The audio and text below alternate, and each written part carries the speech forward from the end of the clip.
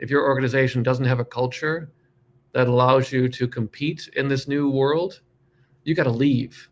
I'm telling CEOs, quit, jump, because they call it creative destruction for a reason. It is going to be as beautiful as it is horrible. And I believe that in the next 10 years, we're going to watch companies disappear. We're going to watch industries disappear virtually overnight on that kind of a time scale.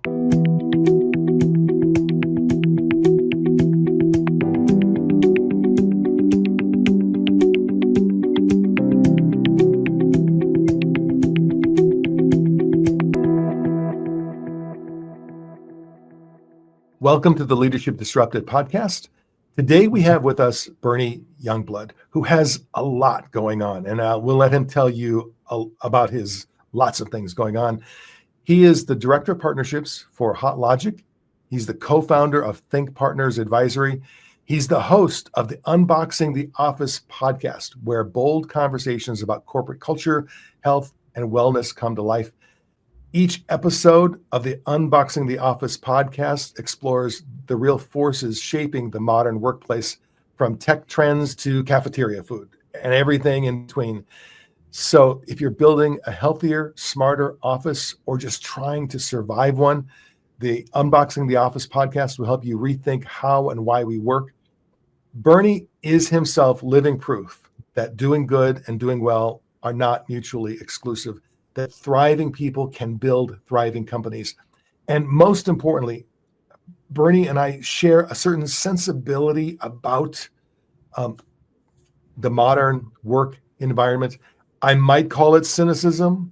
I might call it edginess. I'm not sure exactly what to call it, but it's definitely there. I mean, both of us have had enough exposure to the modern work environment at all levels, from the front line all the way to the C-suite, where I think we're both occasionally experiencing a bit of disillusionment because we see what the work environment can be. We have hopes for the work environment, and then we see the reality in many cases, and the reality doesn't always meet what the potential can be. So with that as an initial introduction, welcome, Bernie. It's great to have you here. Maybe as we start off, are there any, I guess, gaps in my description of you that you might want to fill in right away, just so we kind of understand who you are? You are, by the way, you are the person who's worn the largest hat ever on this podcast. So thank you very much. You're already starting off with an award. So thank you. Well, it's apropos to follow that to suggest I do have a very large head.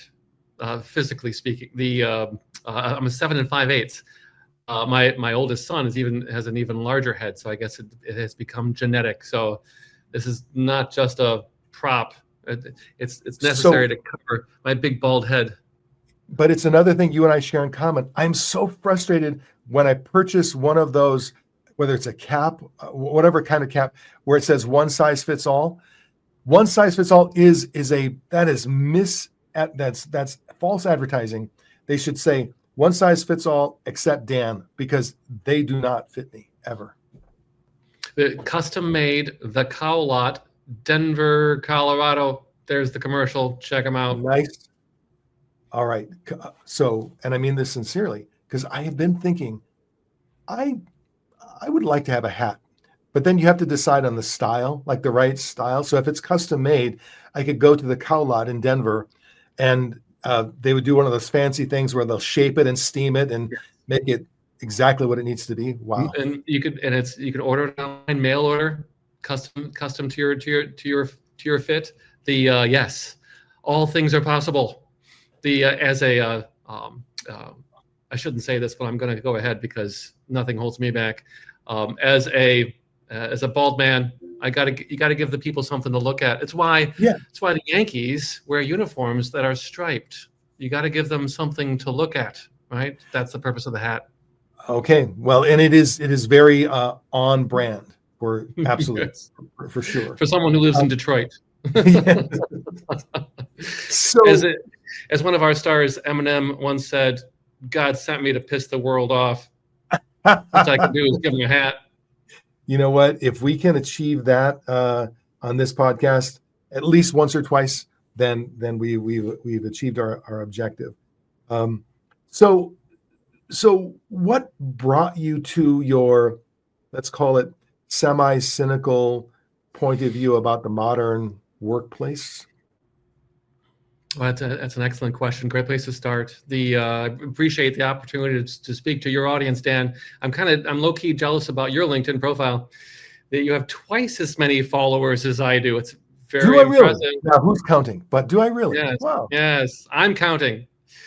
So I am known for as cynical as I am to be an optimist. My friends will tell you, Bernie's a fairly positive guy, which is very difficult in the modern world, because as many of us have come to know, knowledge is burden, and the world's on fire. Yeah. We are not okay. And since I prefer to maintain a hopeful, positive attitude about things, I'm always on the lookout for, okay, what's going on here? And in the case of the podcast, it was actually the podcast was the Unboxing the Office podcast. Mm-hmm. Was not my idea. It was my client, one of my best friends, who came up with the idea of, hey, we need to reach our audience. How do we do that? Well, podcasting is a thing now. Yeah.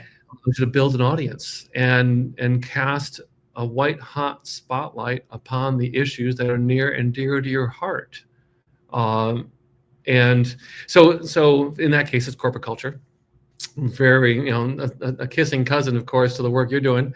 But it's a search. As a Christian, it's difficult for me to say this, but it's a search and an eternal optimism to try to leave the world a little bit better than how I found it. Mm-hmm. And if I got to knock some heads around, metaphorically speaking, to do that, I'm here for it. So it's not an easy path, but hey, we'll do what we need to do. Well, and I tell you, you don't need to look very far to find like indicators that the world of work is burning. So here's my thesis, and it's actually the reason I launched my podcast, the Leadership Disrupted podcast. It is that I think the world of work in the modern world has probably never been great for a lot of people. Since the Industrial Revolution, it's probably never been fantastic for the majority of people to get up in the morning, trudge to work, do someone else's bidding, rather than work your own farm, rather than work your own business, rather than work your own thing. Employment work has probably never been fantastic for the majority of people. However, I think something changed in the last 10 years, 15 years, got accelerated in the pandemic. And I think the change has to do with a number of converging forces. Let's start with just the pace of business. Yes. The pace of business has gotten faster and faster and faster. Too fast. Social media is driving information overwhelm, misinformation overwhelm. Social media is driving expectations for our lives that are mismatched from what's really happening in our lives. Man, you can be forgiven if you're a young man and you spend time on social media and you come away with the impression that, wow, every other young guy is driving a Bugatti, has 8% body fat, is making a six-figure income, but not working very hard, and has, you don't have those things, Dan. I don't understand. I do not have those things. I do not have those things. I have never had those things. But I also have a life off of social media, or I've had a life off of social media. So I think my formative years, I looked at my life compared to the real world, like what I saw around me. And while I wasn't necessarily keeping up with all of the Joneses, I wasn't that far behind. Today, you even picking up a hobby, you let's say you want to learn to play the guitar. You go to social media or to YouTube, look for a little instruction on guitar playing. You'll get that, which is great. But what you'll also get is tons and tons of amazingly fantastic guitar players like out the gate. It's Yes. so easy to become Luke intimidated. Combs. Yes, and those are just a couple of the forces. We've got, um, like I said, information overwhelm. We've got the rate and speed and complexity of business. We have AI and other technology. Um, I think our society in general, and not just in the U.S., broadly speaking, I think there's sort of a disintegration of society, and whatever else is happening, we know that employees are consistently year after year after year less and less engaged, less and less happy with their work life. And I don't think leaders are catching up. I don't think leaders are keeping up with the needs of employees. It's difficult for them. Change is coming for them just as fast as it is for the Yes. rest of us. Yeah, and it's too fast. And I agree. I do not believe the human body was intended for change at this pace. Our brain is not intended for this. Too much Yes. information. Our brain is not intended for the amount of messages we're receiving every day. But I've got some. I should preface this by stating a qualifier. I know nothing and less every day, and I did not stay at a Holiday Inn Express last night. But Knowing nothing does not have to prevent you from saying a lot. So yes, we're happy to hear what you have those to say. true words. And I'm in marketing, so stand by. But I have a friend of mine shared with me an idea that sheds a little bit of light on some of the problem. I think, and I worked in the management consulting field for a short time in New York around the turn of the millennium. That's how old I am. But I'm just as guilty as anyone else. We put in place dashboards. We put in place the spreadsheets, the KPIs. We engineered the whole system to allow executives to be able to make decisions faster. I remember it was a time when businesses actually did annual planning cycles. Well, that's gone. No one does annual planning cycles anymore. Things move too fast. So, but I believe it's this theory of metrics and dashboards, the thing that Wall Street loves, and Wall Street's great, right? That tongue in cheek, of course. I think the unintentional effect of that was to train our business leaders to treat their businesses like machines. Here come inputs, there go outputs. You pull levers, 1 + 1 = 2, and off you go. And it's an approvably invalid theory. She shared with me that when you have a system that is made up of human beings, that system by definition is a human system and cannot be treated like a machine. And I shared with someone recently the idea when you're talking about humans who have creativity and innovation and inspiration and beautiful gifts, 1 and 1 does not equal 2. 1 and 1 equals amazing. When you're talking about human beings, you put the analogy I've been using. You put 2 people in a room, to produce a result. What's going to come out? I don't know, some good stuff perhaps. You put Steve Jobs and Albert Einstein in the room. What's going to come out, right? Amazing. 1 and 1 does not have to equal 2. But we've made the mistake of engineering an entire system like they could just pull levers, and they're pulling the levers, and we are not okay. So let me say, number one, I agree with you. And with that said, billions of dollars have been made by doing exactly that. Yes. By saying people are simply cogs. They're just part of the system. Private equity is well known for buying out businesses and then looking at all the component parts and saying, hey, we can take these 3,000 employees, we can get rid of them, we can replace them with this system. We can replace these 2,000 with AI. We can sell off this heritage real estate. We can sell off this brand. I mean, and the Uber story of all those stories would be the Sears story, where Yes. I'm forgetting the CEO's name, Eddie which Lambert. yeah, Eddie Lambert. So Yes. I shouldn't forget his name because I use his name a lot in vain.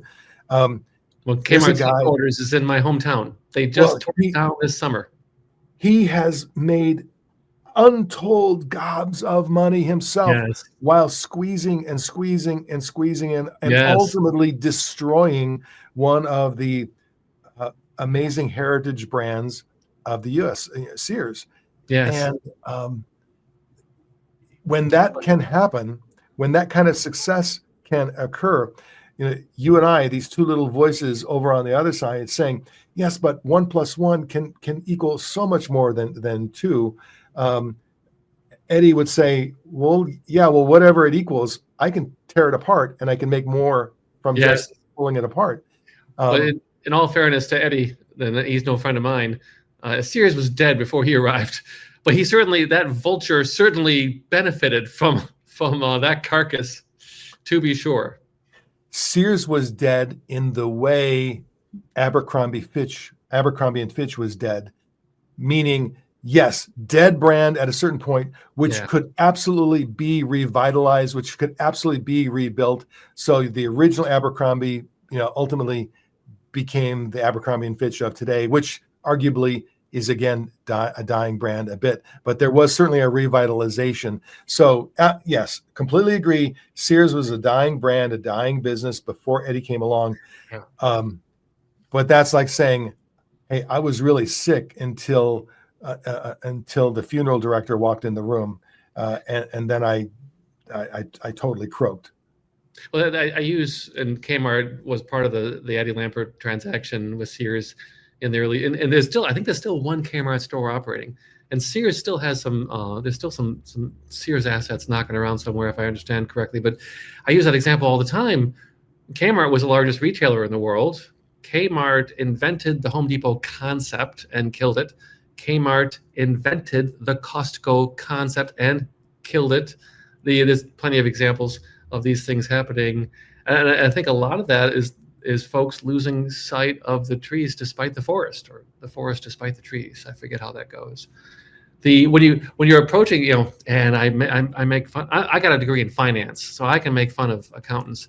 As I like to say, when you bring the MBAs in and the spreadsheets, that's the beginning of the end, because MBAs are really great at running organizations. They've not proven to be really great at building organizations. Because to build, particularly when business moves as fast as it does today, to build an organization today, you can't do it with a spreadsheet. It's got to be here. It's got to be in your gut, right? That's how fast you have to move. And the management by, I'm calling it, management by spreadsheet is done. Forget about it. So yeah, that's one of the problems. For younger employees in particular, so you and I are of a certain age where we have earned our cynicism. Yes. And somehow can be both cynical and positive at the same time, where I have hope, I have optimism, but I don't have to look away from the reality of what I see. But I think younger people coming into the workforce, they don't have the life experience. They come into this world as it is. And so many of them that I talk to, they don't have cynicism and optimism. They just have cynicism. They just have doubt. They just have frustration.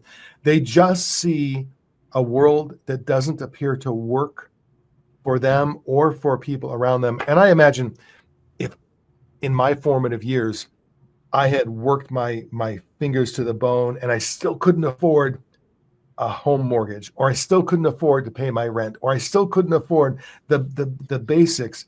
If I was presented with information that CEOs make as much as 600 times the level of a frontline worker, if I spoke with one employee of a business, he said, I went to Google Maps, and I used Google Earth, and I zoomed in on the home of our CEO.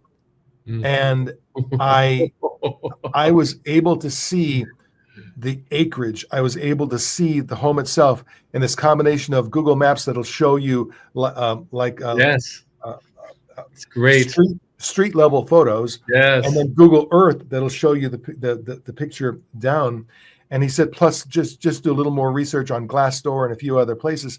He said, you can just tell what these people are making. You can tell what they're doing. You see what they're driving. You watch them, and he said, I just feel defeated every morning. I get up, I go to work because I have to, and I want to be a contributor, but it just doesn't feel right, or it doesn't feel good. He's not alone. No, he's not. And one of the most extreme versions of that, I spoke with a guy who works in an Amazon warehouse, and he asked me, young man, mid-20s, he asked me, how would you feel, Dan, if you worked 5 days a week, worked really hard, and at the end of your week, your manager comes to you and says, your delivery volume is down 1.5%. Yes. You're a little off this week. We're going to need you to pick it up a little bit. And then you get home and you're in your apartment and you go to Instagram and you see the photo of Jeff Bezos and his new wife having just spent $50 million on their wedding as they sail off on their $600 million yacht. And my manager is wanting to kind of coach me because I'm down 1.5% in my delivery activity. He just said, it's like the world is crazy. The world is crazy and it's not right. Well, I've got, I should share, I do have some good news. And one of the reasons why I am hopeful, several of the reasons why I am hopeful, as a Christian, I like, as the expression goes, God can use all things for good. And while social media is horrible, social media is still very young. I think it's maybe a teenager now. We're still figuring. I don't think there's anyone that can really say with certainty what social media is. Mm-hmm. All the platforms are horrible, but one of the good things that social media does is it gives us a nearly transparent world where we are able. The awareness must come first, and now. And Google Earth is not necessarily a social media product, but it's in the same vein. It's important first to know, first to have the information. Coldplay is no longer a band. Coldplay is nefarious behavior, right? Because of social media. And all these things are happening in real time. The good news, number one, is bad actors are being held to account. Good and bad, on both sides, so to speak. Mm-hmm. And some of it's horrible. But in the aggregate, for the first time in a long time, bad actors are being held to account. That's the big, and how that plays out over the course of the next 20 years. Astronomer, they probably have to change their name. They used to be a tech company of some sort. I don't know. But how do you recover from that? It takes. We're very forgiving people, of course, mm-hmm. but it'll take years. So I'm very encouraged to see that we somehow have arrived. Mark Zuckerberg, God bless him, because he wanted to build the Facebook back in the day. Somehow, 20 years later, we now have a global technology platform that is just beginning, to hold people to account. So we may, I may actually be more cynical and negative than you are on this. I'll work on you. I'm going to work on you. And I would hate to argue with an optimistic Christian who sees hope in social media. Let's go. Well, at the same time that Mark Zuckerberg might just be beginning to do a little bit of good through Facebook. I'm not saying he intends to do good. I'm saying he has accidentally done good. While doing that, how many brains has he rotted? Yeah. While doing that, how many people has he intensified in terms of their false beliefs? for or against, pro or Yes. con, whatever. Yes. How much misinformation has been delivered? Yes. How 100%. much social media has been confused with propaganda. So what we think is just, it's just Lois from Ohio sharing what she thinks about this. In fact, Lois from Ohio may not even exist. Lois from Ohio may be Sergey from Belarus. Yes. Who Facts. I am worried. I am deeply worried. I don't ignore that there are bits and pieces of good from technology and social media. And I say this as an avid user of technology, an avid contributor on social media, all of that. But I think we haven't seen the worst. Now, again, you're an optimistic person, and I congratulate you for seeing the silver lining.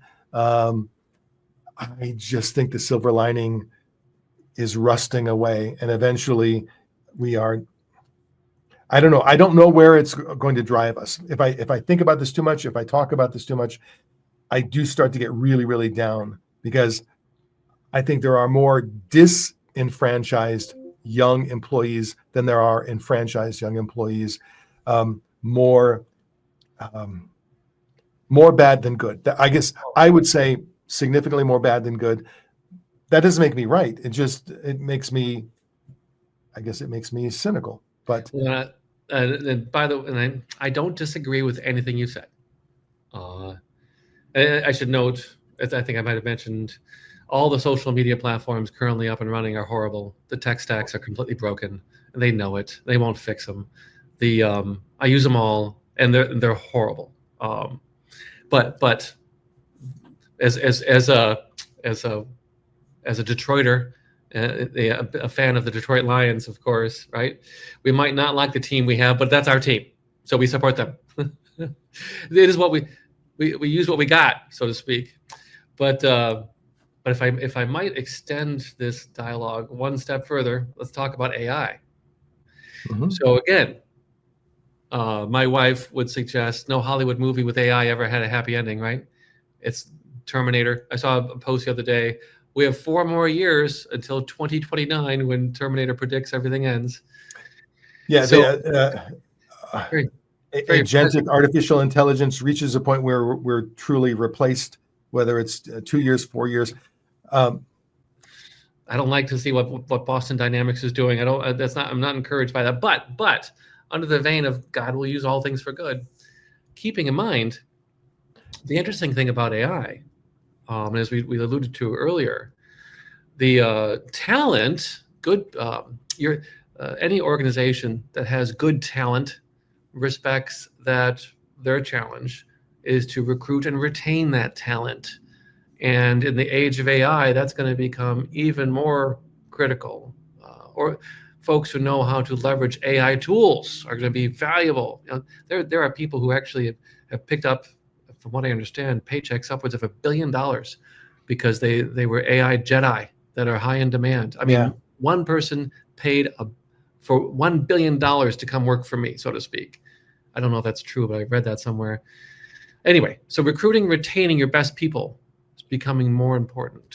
Okay, stick a pin in that. Keep in mind also that in the age of AI, 4 people working out of a garage with the right AI tools can compete head to head with any Fortune 500 company and given products and services. So the Fortune 500 is no longer competing with the Fortune 500. The Fortune 500 is competing with 4 people in a garage, actually, right? And so it has leveled the playing field. So it has suddenly become imperative. We thought executives had problems before. It has suddenly become an imperative to recruit. If it was important to recruit and retain the best and brightest before, it's even doubly important now. And so what's going to happen, and I give this advice to executives all the time, if your organization doesn't understand what AI brings, if your organization doesn't have a culture that allows you to compete in this new world, you got to leave. I'm telling CEOs, quit, jump, because They call it creative destruction for a reason. It is going to be as beautiful as it is horrible. And I believe that in the next 10 years, we're going to watch companies disappear. We're going to watch industries disappear virtually overnight on that kind of a time scale. So bad actors, let's revisit the earlier point. Bad actors are going to be held to account. Now we're adding to the stack. Bad companies are going to be destroyed by AI. Destroyed. So this is going to take time, 10 years maybe at the most, because this is moving really fast. But suffice to say, 10 years from now, creative destruction, beautiful, horrible. It's going to be a very different world. I'm looking forward to that one. So this might be kind of embedded in your psyche. You know, as a Christian, you can look at the current world and say, but it's going to be better. You know, ultimately it's going to be better after, whether it's after Armageddon, whether it's after the second coming, whether it's after like it may be horrible for a long time, but my faith tells me it's going to be better at a certain point. Okay. Let's say for a moment you're right. Then it still means during that part of the process, that whatever that amount of time is, whether it's 3 years, 30 years, 300 years, a lot of people are going to be hurt. A lot of people are going to be struggling during that process to get to better. And maybe it's just that I talk to too many people who are hurting and struggling right now. And that is a part of it. When I wrote my first book, Workplace Poker, I think it was 9 years ago. It was sort of an employee's guide to navigating office politics. That's how I guess I would describe it. I included my email address and my LinkedIn profile in that book. And one of the unintended consequences is within weeks of publication, I started getting emails and LinkedIn messages. People almost treated me like the Dear Abby of the workplace. Like I was getting people saying, "Hey, this bad thing is happening. What would you do? What advice would you give?" And then I still, to this day, every week I get 2 or 3 of those kinds of messages, and it may be embedding in my psyche where you hear story after story after story after story. I may not be representative of the reality of the world, possibly, or it may be that I am representative of the reality of the world. There's a lot of pain. There is. Well, again, I can't disagree. But if I might take explore that just a little bit further, if we consider change is difficult, to be sure. And I tell people, if you want a survival guide in the age of AI, here it is. Get uncomfortable, stay uncomfortable. That's all you need to know. But that being said, for young people coming up, if we're to evaluate the options, let's pretend for a moment that young people, the young generation, was entering a stratified society where everyone was well established, companies were well established, and the culture was well established. For a young person coming up, what I found in my experience, it's very difficult to break in, right? In some cultures, caste systems, if you will, you are forbidden from surpassing what is perceived to be your limits, right? And for young people to be able to break in to a stratified society, very difficult, very difficult. Alternatively, again, without not without a lot of tragedy. Alternatively, a system that is enduring a great deal of change, and chaos, much easier for young people to enter, because new companies are being born, new industries are being born, new technologies are being born every day. You might consider it might be, let's compare British culture in the 1800s versus the U.S. culture in the .com era, right? The wild, wild west of the internet. Tremendous more opportunity for young people in the .com era of the U.S., and AI is going to make that look like a coffee shop. But in British culture of the 1800s, good luck. Young people, not so much opportunity. So, granted, plenty of tragedy to be had, but there's reason to find hope. I'm gonna keep working on you, Dan. There's reason to find hope. I'm going to just explore a little further the depths of my cynicism with you. Please. So, if we were to design a system where we wanted to extract the maximum amount of work from the maximum number of the masses, I think one of the things we would do is we would give our system, we'd give it a name. Let's say the name is democratic capitalism. And we would say to the masses, the benefit of this system is while there is very little security, there's lots of opportunity. There is little or nothing holding you back. Even though the reality might be our system is as stratified as any other system. Yeah. So much is determined by what school did you go to? Yes. How much money does your family have? What are your connections? What is your background? Who do you know? But that's kind of an invisible stratification. Whereas with the British, it's very much like the hierarchy is clarified, it's public, it's easy to see. Then you go to other systems like in India, the true caste system. Even today, while the caste system in India is supposedly outlawed, if you travel there, the reality is it exists. It absolutely exists, and people are locked into certain lives because of what they were born as. But in this clever democratic capitalist system, no. We say there's no stratification there, no limitations, and we can point out to enough examples. See, this guy, he moved from this level to this level because he was so clever. Oh, see, this lady, she moved from this to this level because she worked so hard. She kept her nose to the grindstone. She was so innovative. She was so creative. And if we use, let's take a technology, let's call it social media. If we use social media to shine a light on those. Yes. Oh, and we have this show. Hey, watch this show called Shark Tank, where you see these entrepreneurs, and they do well through their own innovation, through their own business expertise. So we shine a light on this, and by shining a light on these, let's say thousands of people, then the millions of people say that could be me. That could be me. And so I will work 60 hours a week. I will work 70 hours a week. I'll put myself into the corporate meat grinder, and I will push, and I will push, and I will push, and I will push.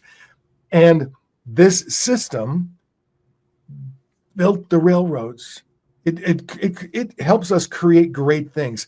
It built our cities. It built our skyscrapers. It built our airline industry. It built, actually, you could go back thousands of years. It built the pyramids. So this system that maximizes the work of the millions, the masses, because we give hope. We give a little bit of hope, a little bit of meaning. I think what's happening in today's world is what do we call the ratio? The ratio of winners to people being used. I think that ratio is getting. Is it larger? Is it larger or smaller? I think there are fewer and fewer winners and more masses. And you see it in the income gap. You see it in the wealth gap. You see, and so I know this is a new experience for you, Bernie, to meet someone who's actually more cynical than you are, who's actually more doubtful than you are. We're on camera now, so I got to hold back. You got to understand. Yeah, I know. And you are a friendly, positive, upbeat guy. I can just tell from your nature. And like I said, if I talk about this stuff too much, it's a downward spiral. Well, it is. Dan, I got to call you out. First, we have to establish that it was the aliens that built the pyramids. Everyone knows this. Well, I'm kidding. I'll bet you that there were masses of alien workers building those pyramids. Yes. But with a no, few. once again, you're not wrong. The gap between the rich and the poor, and there's a lot of people who would suggest that the people who are in control are purposefully dividing us. They're playing a game of let's you and him fight at scale in order to distract us from what's really going on. And sure, yes, probably. I don't like to think about it much, but that's probably going on. And I've told many. I've held the position for some time that our culture abhors innovation. Companies are more likely to buy a technology and kill it than they are to buy a technology and build it, just to protect what they have. It happens every day. So that's a problem, and it's a true statement that in order to, and I have a number of clients, HotLogic being one of them, try to bring new. My HotLogic client has a product that's an alternative to the microwave, the only known alternative to the microwave in the corporate break room. That's a pretty novel thing. So is it a non-microwave Correct. way of heating up food? Correct. It's natural conduction cooking, but faster than the microwave. So you would think that, oh, that's easy, but it's a labor of love. Boy, we're pushing that boulder up the hill because advertising's dead. Don Draper's gone. TV, radio, and print doesn't exist like it used to. How do you release new ideas into the world? That's my business, pushing new ideas into the world, God's beauty. And it's more difficult today than it's ever been. And in truth, as you allude to, I've come to the conclusion that the only way you can introduce new ideas into the world or build brands in the world is through influence and cash. If you do not have influence, if you do not have cash, forget about it. It's going to be a labor of love, brother. Ain't happening. People like folks, the good folks on Shark Tank, they have influence. Private equity, they have cash. That's where the action is. So you have to suckle at that teat, so to speak, or sit down and shut up. It's not great. It's not great. I'm not a big fan of that, but this is the world. I'll go back to I don't want to be an anarchist, but I'll go back to that's more justification for AI, because AI is going to tear it all down. And what is going to emerge from the wreckage, I have no idea. But if we can agree that what we have is not great, maybe you roll the dice and see what comes up next. That's a risk, high risk. I think it is one of the reasons why you hear from particularly younger people, but also many of the non-younger people as well. This sense that, hey, burn it all down, tear it all down, because what we have now isn't working, and we're done trying to persuade our quote leaders to evolve. They're clearly not evolving. So we'll burn it down and rebuild it. And I want to be clear, when I share my thoughts about capitalism, I am a 1980s Rush Limbaugh listening, Adam Smith loving, Ayn Rand reading capitalist. Sure. I was all of that, and I to a large degree I still am all of that, and to a large degree I have benefited from all of that. But I look at where I am today, and then I look at where I have a 26-year-old son. I have other younger people around me, and I look at the world they are trying to succeed in, and it's ominous and overwhelming. And so I am not if I lived in New York, I probably would not have voted for Zoran Mandani. I wouldn't have voted for anyone else either.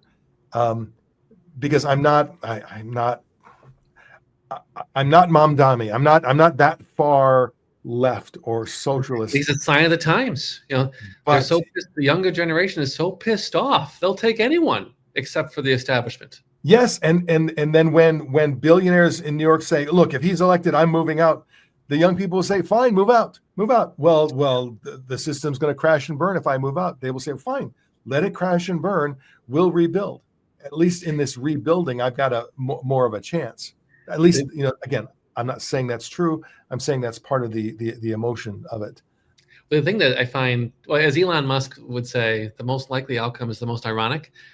what's terribly ironic about this, and Ayn Rand was precisely correct. There's no element of Ayn Rand's predictions that are not coming true in real time, or Idiocracy, take your pick. Mhm. What's most ironic about this is we'll say the 1% have the most to lose, literally. They're on a speeding train towards a brick wall, metaphorically. If they can't see it, they're high on cocaine, and there's a rock and roll song behind that. But it's for young people who have nothing. They have nothing to lose. So what's most ironic about this is the 1% must see this coming, and they are doing nothing about it. 0.00. They're not responding in any form or fashion, not lifting a finger to bend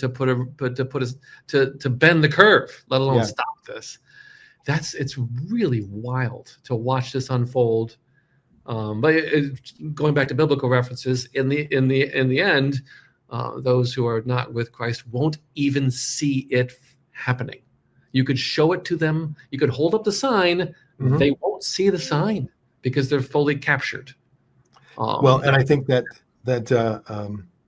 I said I have a 26-year-old son, and I was trying to explain to him that while he doesn't see it right now, I said, watch this democratic engine shift.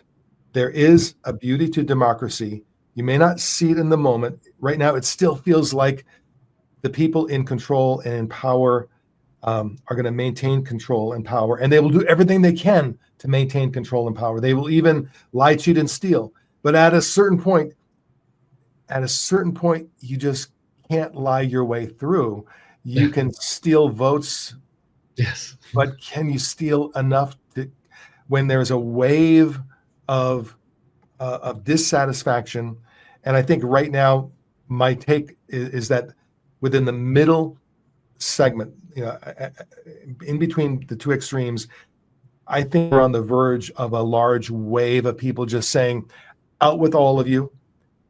And something's going to fill that vacuum. Someone is going to fill that vacuum. People are going to step in to say, we'll try something new. We'll try something different. But right now, you have power protecting power. And that concerns, I think that impacts the modern workplace as well, where you've got people who are entrenched in their positions, entrenched in the benefits of the workplace for them. I did some consulting for a healthcare company, and the 5 senior leaders, and this is a multi-billion-dollar healthcare company, the 5 senior leaders with very little self-awareness they had a parking spot. They had a place where all of their cars were lined up every day, and they had a cleaning service that would come in. Like any one of these senior leaders could have their secretary dial up and have someone come in and wash their car, like do a hand washing job on their car. Great. And their parking spot was the closest spot to the building. It was a big parking ramp, and as you walk down the ramp, there were these 8 parking spots where the cars were always pristine, always clear, and there was zero awareness of what they were doing to their employees every single day. That's what I'm talking about. Yes, and eventually there will be a revolt. It may not be an actual revolution, but that just can't stand long term. I hope that it can't. The social media, they're gonna take pictures and so on. That's where social media can help. But oh my gosh, it's so. But so again, speaking to the audience, right? Leaders who are looking for a better way. With change comes opportunity. There are no trillionaires on the planet today, but that we're aware of. But in 10 years' time, we could have. Mm-hmm. If you think about where we are, I mean, email. Whoever solves the email problem, they're better technology. They're going to be a trillionaire. Whoever solves the social media problem with a better platform, because they all suck, is going to be a trillionaire. You take your pick. if you look at love to make a time capsule. Who possesses the Fortune 500 today? Who's on the list of the Fortune 500 today? What's that list going to look like 10 years from now? The thought exercise. This is a fun. Ready for a thought exercise? Absolutely. Okay, the average young person. Now, in fairness, I love Google. I use Google products every day. I love Apple. I use Apple products every day. Okay, but here's the thought exercise. I do this with Gen Z all the time. Here you are, you're 22, however old you are. In 10 years' time, Apple and Google no longer exist because they were run out of business. Bad, as my friend says, all stocks inevitably go to zero. Facts. Okay. In 10 years' time, Google and Apple is gone. They no longer exist. Take that 10-year time horizon and tell me what the decisions were that they made that led to their downfall. Or conversely, another exercise, tell me the competitors that emerged on the world stage that drove them out of business. Solve. That is a thought exercise. Unfortunately, we might get to watch it in real time because organization. Again, I love these companies. Yeah. They're great companies, great products, but AI is going to bring an end to most of them. Not some, most, because AI is advantage small teams. And most large organizations will not be able to wrap their minds around that. And here's an area where I think you and I are in violent agreement, because I think of AI as an amplifier, and whatever your current value contribution is, whatever your current level of innovation or creativity is, whatever your current level of thought leadership is, whatever words you want to use, AI can be a tool to amplify that. Yes. And now it can also be a tool for evil, but let's just say right now a tool to amplify it. And the more you have, the more of a value creation mechanism you have within you, and the smarter you get in terms of leveraging AI. Yes, I do think it represents the one big opportunity to step ahead, to move forward in a exponential way for any individual person. Now, the challenge for younger people is a lot of younger people don't necessarily have value to amplify. They haven't yet become thought leaders. They haven't yet developed that thing. Some have, but many are on their way. So, let me offer some good advice here, if I might. I believe as a Christian, I believe all of us, and you don't have to be a Christian to believe this, all of us have been given gifts. And if we are some many, I'm still working on what mine are. And if during our lifetime we discover what those gifts are, it is our obligation to share them with the world. Okay, that's nice. From an organization standpoint, if you have 5,000 people working for you, advice number one, right? Item number one, you need to figure out, a lot of HR teams do this as a matter of practice. You need to figure out very quickly, what are the gifts what are the gifts that your people have? And I'm not talking about a whiz bang at a spreadsheet or someone who's really strong can lift boxes or something in between. I'm not talking about that. I'm talking about the gifts that God gave them. What they were always intended to share. Very difficult exercise, but there are many different psychological and other ways to determine what these gifts are. And a lot of times they'll just tell you. And you never asked, perhaps. Number two, focus on creating environments that help those individuals share those gifts, right? And number three, wherever possible, narrow it down to small teams, right, that are given a chance to leverage those gifts, and where possible, give them access to the resources that they require to be able to do so. Keeping in mind, you're not competing with the big companies anymore. You're competing against 4 people in Albuquerque. Who, by the way, came together. Why? Because those 4 people in Albuquerque discovered that they had gifts that were wonderful. And they discovered that they could work together in a fostering environment. And they discovered that on a small team, they could be effective. That's your competition. Get ready. And if you have it already an organization of 5,000 people, okay, great. That means you have, I can't do that math, 4,000 teams to build. I wish I could do that math. But well, and so then to echo and build on what you just said, what I would say to the HR team is, you as HR are probably not going to be able to do this, but you can help the leaders throughout the organization, the frontline leaders, the mid-tier leaders, the senior leaders. And if each leader focuses in on his or her direct reports, 3, 5, 10 people that they report to, and if you get to know those people better, because gifts, I'm going to pretend to understand exactly what you're saying. If I read you right, gifts are not the same as skills. correct. Gifts can include skills, Yes. it can include capabilities, competencies, Yes.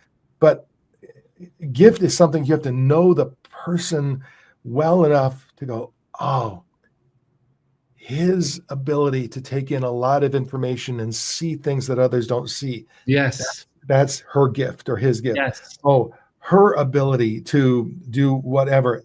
But it takes someone who sees you, who knows you, who spends time with you. And when it comes to performance reviews, regular one-on-one engagement and meetings, one of the questions I advise leaders to ask at least a couple of times a year is ask of the direct report, how am I doing for you? Not Right. how are you doing for me, but how am I doing? Yes.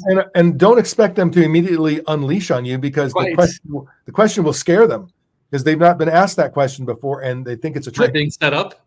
Yes, exactly. Yes. And once they come to realize, oh no, you want to know how you're doing for me. Am I helping you grow? Am I helping you see your gifts? Am I helping you leverage your gifts? How am I doing as a leader for you? I'm convinced that if you ask that question enough, you can even ask it almost on autopilot. You're going to just ask the question sincerely, but over time, you will start to realize how profound that question is, and it'll change you as a leader. Yes. You will start to think, well, how am I doing for them? What Yes. kind of leader do they need today? That person. And every now and then you're going to say to yourself, the best thing I can do for her is to help her move on. Yes. Or to help her do something else that might not be like formally correct, but in fact, for her as the human being that she is, with the gifts that she has, it's time for her to do this, whatever. Yes. And so I am 100% aligning with that. I wish that for more workplaces, for more leaders and direct reports. Well, if we might speak in a language that leadership understands, for those leaders that are currently at organizations that are able to accomplish this, good. If you're not at an organization that cannot accomplish this, culture or board restrictions, jump to a group that can. And for those leaders that can harness these principles over the next 10 years, you will be the next billionaires. See, talking a language they understand, right? How do you get from where you are to billion? This is where the trend lines are going. Yeah. To use the analogy, tell me how I'm wrong. No, prove me wrong. And for those leaders, the same is true about leveraging AI, leveraging new tools, leveraging all of the things that are available to us. Because I guess as I think about what you've shared, yes, I can look out and I can see, to be overly simplistic, I can look out and I can see the evil in everything. And I don't have to pretend that it isn't, to also see the little bits of good in everything. So LinkedIn can be used for evil or for good. And I love LinkedIn. I love Blue Sky. I don't love Twitter as much as I used to, but again, all of it is doable. AI, AI isn't just one thing now. There are so many different kinds of AI tools, and I would encourage anybody to, if you're just being introduced to ChatGPT or Claude or Perplexity, I would say don't limit yourself. No. Expand your get the free versions of as many things as you can, and then pay for a few, and play around. You leverage, use, and then that playing, it will lead to something. It will lead to almost like a surgeon getting introduced to new scalpels. These new, sharper, laser-powered scalpels, Right. You will find ways to use them. And at the same time, don't let them replace your own humanity. Don't let them replace your own creativity, your own innovation. There is, I know I get so much out of AI when I start with an innovative idea, and then I use AI to help me execute on that idea. Right. I don't get much out of it when I expect it to do the hard thinking for me. Right. AI is derivative by definition based on all human knowledge, which is really quite sad because we don't know much. But it's the good part about it is you can out task that's a word I learned recently, out task the mundane to AI and focus on what makes us human. Focus on what we were. I do not believe man was intended to manage spreadsheets. Therefore, you can give that to an AI. But when you're talking about creation, innovation, bringing beauty into the world, that's what man and woman was intended to do. Focus on that and leave the rest, the mundane, to those AI tools that are available to us now. So now, even as a Christian, in the Bible does reference the end of the world. It does reference some really, I'll just say, bad times, tough times. I think ever since I was a young person, I've heard people referencing, these are the end times. These are the tough times. I don't really think that these are I think the end times are yet to come. The end times are, I think it gets worse before it gets better. So, and hopefully I'm wrong. Hopefully it gets better at some point before it has to get worse. And I hope we avoid anything like a true French Revolution or a true revolution. But if the billionaires ignore us too long, that pressure is going to build and build, and it's going to find its way. We know how that story ends. Yes. The pitchforks and torches are coming.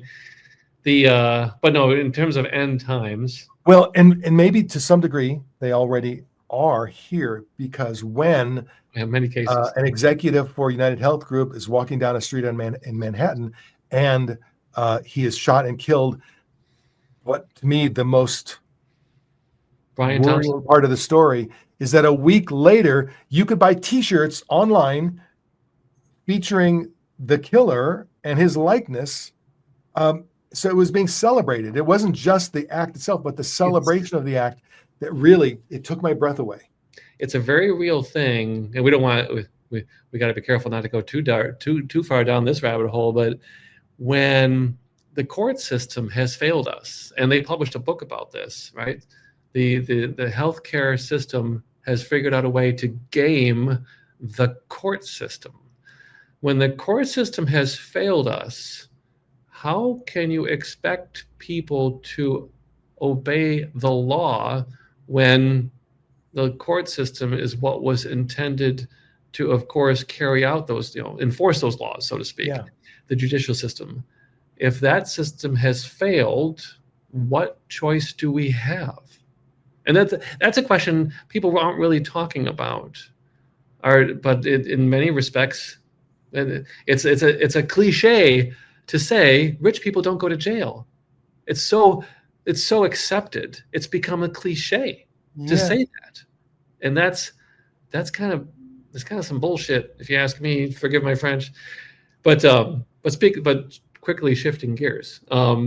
Speaking to the end times, the man and / woman were very fatalistic, and so every generation says this is the end times. From a biblical standpoint, the date was never identified, and even Jesus admitted he did not know. Only the Father knows, right? So in truth, it could be 8 days from now. In truth, it could be 800,000 years from now. It might not occur until we're actually standing on Alpha Centauri. There's an argument to be, and there's no bishop that could argue this, right? Because nobody knows. So, yeah, that's a difficult one to wrestle with. But as I like to say, again, as a Christian, we believe there's a plan, right? We're told there's a plan, and we're told it's a good plan. It's a good plan, and so if there is a plan, and it's a good plan, then what are we worried about? Which, since you and I are, from the moment you and I began talking, even prior to this podcast, what I've appreciated is the instinctive transparency between the two of us. It's like I don't feel any desire to hold back. I don't feel any desire to shade what I think. And the same is true of you. And so I'm going to say, I can see how comforting that is. And there's a part of me that wishes I felt that way, because it would be comforting to know that instead of this chaos, there's a plan, and in the end it works out okay. We don't know exactly how, but we just know that it works out okay. And so if I'm a leader in the world today, I think one of the ways I can give some degree of comfort to the people who report to me, the people who I have an impact on, is not to give them false hope, but to give them a sense that it's going to be okay. A sense that at least one person, this leader here, sees you. This leader here is paying attention to you. This leader here cares about you and can create value for you. Maybe not save your life, maybe not change your life dramatically, maybe, but maybe not. But there's a value in knowing somebody sees me, somebody knows me, somebody wants good for me, and if somebody is willing to help me, if you can give that to the people who you lead, man, it'll put you in the 99 percentile of that ultimate percentile of leaders, because most employees aren't getting that. Well, just because, Dan, I love you, man. Just because you're baiting me, I will respond. Okay. If you want an operating manual for a C-suite executive in the age of AI, in the spirit in which you've suggested, right? Which, if I might summarize, kindness, right, is one element. If you want an operating manual for success in the age of AI, read the Sermon on the Mount. I completely agree. If you read that from the perspective of a C-suite executive whose priority is recruit and retain your best and brightest, right? And that's how you survive. There's a lot there. Honestly, I completely agree with you. Absolutely. And now read it without bias. Read it without trying to make it mean or say something that it doesn't mean or say. Just sit and read the Sermon on the Mount. Absolutely. Yeah. And then forget about Jesus. Forget about religion. Forget about religion. Sucks. God made the church. Man made religion, right? And man made religion for the purpose of control, right? Forget about all that. Just read it, right, as you suggest. Just take it out of context completely. It's an impressive piece of work, considering where things were that during the Roman conquest of the empire.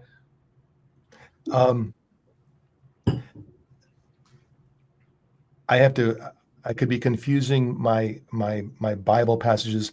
Did the Sermon on the Mount include fishes and loaves? Or was that a different sermon? I believe, and you're challenging me, I believe that takes place at the Sermon on the Mount. But it's the blessed are the poor, blessed are the meek, for they shall inherit the earth. Blessed are the peacemakers, so to speak. It's all the Beatitudes, as they say. Yes. Well, I was going to make a lame attempt to analogize the multiplication of fishes yes. to AI. I think AI may actually be that mechanism in which you can multiply fishes and serve the masses. But it's feeling very lame. I'm verbalizing it because I'm thinking it, but I might have been trying a little too hard. If I might rescue you, I saw a TikTok just recently, and my TikTok is a whole thing, but talking about if you feel that you're not worthy as a Christian, you don't bring enough to the table. Just remember what Jesus did with five loaves of 5 pieces of bread and 2 fishes. Yeah, He can work with you. Here we're in it now. and I hate to say that Jesus would be the model CEO, but awfully close. And maybe, I mean, they're not just the Sermon on the Mount, the values espoused by Jesus. If you just read the New Testament and the words of Christ, and if you, to your point, if you separate out the religion, and to the degree that we know the words of Jesus, I realize those words have been, yes, they've been processed through the ages, and I'm a classic King James Bible reader, and I know the King James Bible. If you look at the history of that Bible, it has been so filtered through humans. Who knows? But I'm gonna hope that the essence of those stories carries through. The specific words may not, but the essence has to be there. In the 90s, Wall Street, Michael Douglas, playing Gordon Gekko, made the statement that greed is good, right? And fine, okay, in the 90s you could get away, 80s you could get away with that. But I'm here to tell you, the era of the cutthroat CEO is coming to an end. The social media and AI will not tolerate. I'm sorry. I'm calling it, will not tolerate the asshole CEO. I said it. I couldn't. I had to. I needed. That was the only word that came to mind. $5 in the jar, in the swear jar. But no, that day is that sunset is coming. Yes, and it's already happening in that the best and brightest minds will not gravitate toward those types of people. They will gravitate toward people who see them and respect them and appreciate them. So wherever on the planet, to use your example, 4 or 5 people find each other where they see each other and they have a mutual vision for what they'd like to do. I can buy that vision of the future. And go ahead. Oh, there are examples. If I just wanted to add the anecdote, I've read multiple examples where, again, AI professionals were offered hundreds of millions of dollars of compensation, incentive pay, and turned it down because they didn't want to work for that person because he was a bad person. I don't want to use another bad word, but so it counts. Being a good person is becoming more, and slowly, but surely becoming more in person. Money does not buy. Some people can't be bought. I have to stop because every time you say something, it triggers me, and then I want to respond. And I know we have to end this because I have to be respectful of your time. And I'm going to share one more thought, and then I'm going to ask you for any final words that you might want to share. So we see what happens when the opposite occurs. When you are not a good person, when you are in fact an asshole, and you're proud of being an asshole, and you surround yourself with the kind of people who are drawn to you, you end up with an organization of incompetence. You end up with an organization of naysayers, of yes men and yes women. And we have plenty of examples right in front of us if we're looking for them. What happens when there's this convergence of incompetence? And so that may be an accelerant that causes things to change, because I agree with you that finding and keeping the best and brightest among us, the only way to do that is with the kind of kindness that you're describing. Yes. Any final thoughts, Bernie? Oh no, this has been Dan. I knew this was going to be a barn burner, and I'm here for it. I Great. I knew it the moment I saw your hat on LinkedIn. I just that's all right. We need that hat on the podcast, and along with the hat comes the brain underneath it, and it's great to experience this. I really appreciate it, and I'm sure we will. This will just be the start. We will have many conversations going forward into the future. A lot of ground to cover, and it's yes, good. Sir. This is what's most important is we're talking about it. It's creative destruction is real. Get uncomfortable, stay uncomfortable. But we can disagree agreeably, even if we do disagree, right? Yeah. What's most important is we're talking about it. So yeah, and along the way, you also happen to be heating up foods in yes. Company cafeterias without microwave. So yes. You got that going for you as well. It's fantastic. Innovation can happen, but sometimes you have to force it. Yeah. Okay. Thank you so much. Bye-bye. Thank you.